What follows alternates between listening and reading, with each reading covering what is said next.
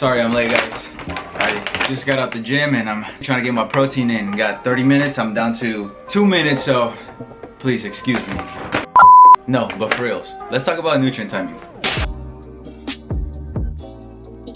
Might sound confusing, it's really not. I promise you'll make a difference in the way you work out if you implement it. What is nutrient timing? Pretty simple, pretty self-explanatory. Nutrient timing is arguably one of the most important keys to maximize your performance in the gym. And with that being said, there's a lot of misconceptions and ideas that are thrown around loosely, which can greatly hinder your ability to maximize your capacity in the gym and could also affect how quickly you recover after a killer workout session. In this video, I'm gonna go over exactly post-workout, intra-workout, pre-workout. Whoa, flip that around. Pre-workout, intra-workout, post-workout, and how you could implement some of the tips I'm giving you here to get the most out of your day. First things first, what is nutrient timing? According to the International Society of Sports and Nutrition, nutrient timing incorporates the use of methodical planning and eating whole foods, fortified foods, and dietary supplements throughout the day. It pretty much means that you're able to spread out your protein, carbs, and fats evenly throughout the whole day, so that way you're not bunching up all your food into one small section. And before anybody starts going crazy like, oh, what about intermittent fasting? That's amazing for weight loss, blah, blah, blah, blah. That's a topic for another video. In this video, we're solely talking about nutrition timing and its effect on performance, okay? So weight loss, nutrition stuff, we'll do that a different day. Macros, right? What the heck are macros? Macronutrients, which is long word of macros, pretty much your protein, fats, and carbohydrates. I'll show you guys how I calculate my macros. And you guys can use the same formula to calculate the macros for you. I would just suggest tweaking things around depending on what your goals are. If you have any questions, feel free to DM me, leave it in the comments below, and I'll try to answer as soon as I can. Now, how do you figure how many calories you need in a day? Here's an equation that I use. So you pretty much just plug in the values, do the simple multiplication, and once you get that total value, whether you're a male or a female, it does differ. These are your calories for resting at maintenance. Once you do take that basic metabolic rate, which as I mentioned earlier is how many calories your body needs at rest, you multiply that by the value that corresponds to how active you are. Now for me, I do exercise about 5 to 6 times a week, so that is 1.55, and out of that you'll get exactly how many calories you will need to maintain the body weight that you want given your activity level. So I take my goal body weight, the weight that I want to get to, and I'll multiply that by 1 to 1.3, and whatever number I get, that's my total protein intake for the day. And then from there, multiply that by 4, I get my calories. Now that I have my calories, that's my set goal of protein for the day. Now I take my total calories for the day and I will multiply that by 0.25%, and that's how many calories should come from fat. Divided by 9, I get that value in grams of fat. And now I leave myself the remaining calories to come from my carbohydrates. So subtract that from my total calories for the day, divide that by 4, and now I have my total grams for all of my macronutrients and my total calories for all of my macronutrients, and I could just use this as a guide. So this is what works for me. If you guys want to try it out, do it. It's all about experimenting, see what works for you, so give it a shot. Boom, right? You got your macronutrients, cool. Now what? What do you do with them? You have to time them out, but you don't know how to time them out throughout the day. So let's go into that. Let's start with the pre-workout meal, right? Arguably one of the most important ones for anybody that's a weightlifter. According to a study by Slater GE et al., they talk about how resistance training can lower your glycogen storages by 30 to 40% within a 70-minute window. So that being said, it's very important for you to intake some sort of carbohydrates pre-workout, something that's rather high in the glycemic index that will actually help you spike the insulin level going into the gym. If we look at this graph here by glycemicsindex.com, it shows how a food that's relatively high in the glycemic index would take about an hour and a half to digest. So if you eat that pre-workout, probably about 30 minutes before your workout, your insulin level will be rather high going into your workout. But things start getting dicey because what if your workout does last more than an hour, which I feel like a lot of us, our workouts, if we're not in a time crunch, do last a little bit more than an hour. That's when it becomes important to replenish our glycogen storages. There's actually some research that helps back up how quickly and how effectively we should restore our glycogen storages. So our glycogen storages do max out at about 8 to 12 grams per kilogram of body weight.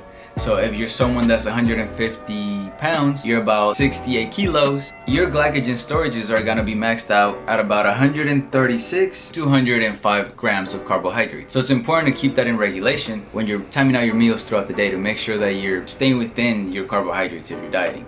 Here are some foods that are relatively high in the glycemic index. So things like donuts and sodas are very high, but obviously you don't want to intake those because the spike will be too high and it'll drop fast. A rule of thumb is that the higher the glycemic index, the higher the spike, but the quicker your body will fight to regulate it. So you want to shoot for something that's high in the glycemic index, but not being an overshot. So we look at something like brown rice, a banana, a pineapple, carrots. They'll help you have a relatively high spike, but it should last throughout your workout. Again, if your workout is about 60 to 70 minutes. If you guys do have more questions about what foods are high in the glycemic index, I'll put a link below where you guys could actually go to the glycemic index website and look at foods by name, and it'll show you exactly what the glycemic index is. That way you have an idea of what are good foods to eat prior to your workout. So boom, right, you got your food in, you're ready, you're hyped, you took that pre-workout, you're heading to the gym, you start lifting weights, and then what happens? You start feeling fatigued. What if I told you there's a way to get that last rep in? Somehow, some way, eat the sensu bean of life and just power through that last rep like if nothing ever happened. Welcome in intro workout nutrition. So studies have shown that intaking carbohydrates in your workout tends to improve performance because they increase that insulin spike that we just talked about previously. What this means is that ingest something like a carbohydrate beverage or even eating something like candy during your workout could actually help you get that last bit of energy out while you're working out. Given that your workout is a little bit longer, you don't want to just be popping candies and drinking Gatorade in your workout just because they taste good. The rule of thumb, according to literature, is that you should ideally go for 30 to 60 grams of carbohydrates an hour in a 60 to 8% carbohydrate electrolyte solution. If you're looking at a fluid that's about 6 to 12 ounces, it means you just pretty much take a couple sips every 10 to 15 minutes. And it's as simple as that. Intro workout nutrition doesn't have to be complicated. It's not complicated. Just eat a little bit of carbs. Now, I will advise against popping candies and Gatorade prior to being in the gym for an hour. If you're trying to be conscious about your diet, popping candies and drinking that Gatorade is just gonna bring your carbohydrates up for the day. You're done with a killer workout, you're headed home, you notice the clock says it's been about 25 minutes after your workout, so you need to get home, get the protein in, right? Wrong. Research by Hucker et al. Speaks about how the protein synthesis window is not what people often think to be, which is 30 minutes.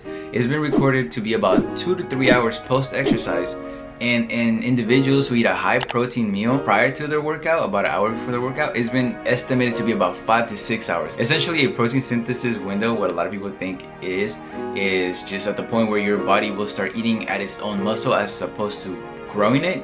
But in reality, you have to be very, very, very, very, and let me emphasize, very, very, very, very hungry to get to the point where your body is actually eating its own muscle. So the research has also shown that a high protein diet is not necessarily bad for you. There's been no signs of renal dysfunction or any sort of GI problems for people who have a diet that is up to 3 grams of protein per body weight. That's not to say that you should live solely on protein powder for the rest of your life, but if you are someone who is losing weight and you're trying to maintain more of your muscle mass, then a high protein diet while still being at a caloric deficit might be ideal for you. Now, something that tends to happen to a lot of us, myself included, is once you're done eating your meals for the day, maybe you can't go to sleep, you're laying down in bed and you start getting hungry, right? What's the best thing to do? Well, welcome our good old friend casein protein. If you take casein protein at night, literature shows that consuming casein protein about 30 to 40 grams prior to sleep could actually acutely increase the muscle protein synthesis and metabolic rate throughout the night.